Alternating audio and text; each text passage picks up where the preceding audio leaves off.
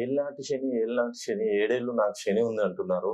అసలు ఈ ఏళ్ళనాటి శని ప్రభావం వల్ల వ్యాపారాల్లో గాని, ఉద్యోగాల్లో గాని ఆ రాశులకి ప్రభావం ఉంటుందంటారా సార్? దానికి ఏదైనా పరిహారం ఉంటుందా? అయితే నాకు తెలిసి ఏంటంటే ఏలినాటి శని సాడే సాత్ అంటారు కదా. యెస్. 7.5 సంవత్సరాలు ఉంటది. అంటే ఒక రాశిలోకి నాకు శని వచ్చినప్పుడు 2.5 సంవత్సరాలు ఉంటుంది. ఓకే. అది ఆ 12 రాశులను తిరిగి రావడానికి 30 ఏళ్ళు పడుతుంది. అయితే శని ప్రభావం అనేది చిన్న పిల్లలుగా ఉన్నప్పుడు శని ప్రభావం ఉందనుకోండి, వాళ్ళకి ఏ ప్రాబ్లం రాదు. ఎందుకంటే శని చిన్న పిల్లల మీద చూపెట్టదు. ఎందుకు చెప్తున్నానంటే చిన్నపిల్లలు దేవుళ్ళతో సమానం. ఆ తర్వాత యుక్త వయసు వచ్చిన తర్వాత శని ప్రభావం ఉంటది. తర్వాత వృద్ధులైపోతారు చూసారా, అప్పుడు వాళ్ళు చిన్న పిల్లలుగా మారిపోతారు. అప్పుడు వాళ్ళకి ఏనాటి శని ఉండదు. ఈ మధ్య వయసు ఏదైతే ఉందో, యుక్త వయసు ఏదైతే ఉందో, అప్పుడు కనుక శని వస్తే, ఇప్పుడు ఇంటర్మీడియట్, డిగ్రీ, పీజీ చదువుకునే రోజులుగా వాళ్ళకి ఏనాటి శని ఉందనుకోండి, అక్కడ సమస్యలు ఏర్పడతాయి.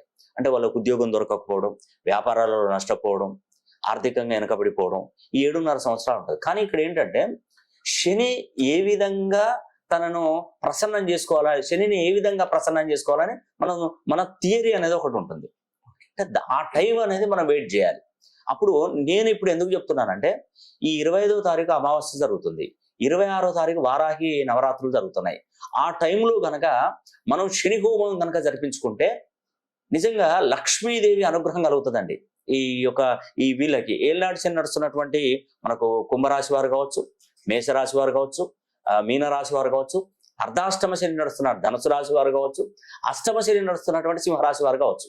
సో ఈ 5 రాశులు, ముఖ్యంగా ఈ 5 రాశులకి ఈ వారాహి అమ్మవారి ఉత్సవాలు ఈ నెల 26వ తారీఖు నుండి 4వ తారీఖు వరకు అయితే జరుగుతున్నాయి.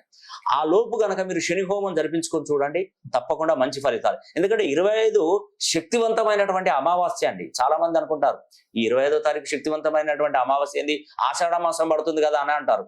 కానీ నిజంగా వారాహి గుప్త నవరాత్రుల వలన ఈ అమావాస్యకు మహర్దశ వచ్చిందండి. ఇక్కడ మాత్రం కొన్ని సంఘటనలు ఉంటాయి. ఎందుకంటే క్షుద్ర పూజలు ఎక్కువ చేస్తుంటారు ఈ అమావాస్యకు ప్రత్యేకించి. కాబట్టి ఆ రోజు కొన్ని నియమాలు కనుక మనం పాటించినట్టయితే మంచి శుభ ఫలితాలు తప్పకుండా మీకు అందుతాయి.